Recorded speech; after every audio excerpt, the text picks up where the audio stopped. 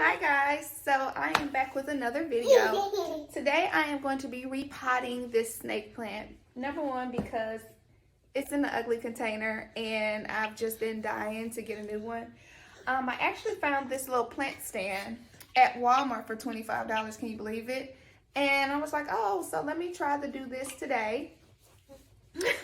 One thing I did like is that it has like a stopper so that the water can drain, and that's a good tip. Anytime you're buying a vase, you want to make sure it has some holes in it so that the water can properly drain. So without further ado, and I have a blanket down here because I'm doing it in the house, I am going to be showing you how to replot or transplant from one container to the next. So because I've already fertilized it for the year, I'm not going to be adding any new fertilizer or soy. I'm going to keep it the same. Mommy good. So I've taken the soil that was in that container. It's so moist because I just watered it last week. And I'm going to just start by, and as you can see, look at all these new shoots coming from it.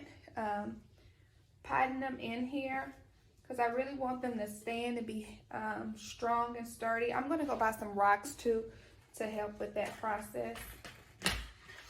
Oh, thank you. No, thank you.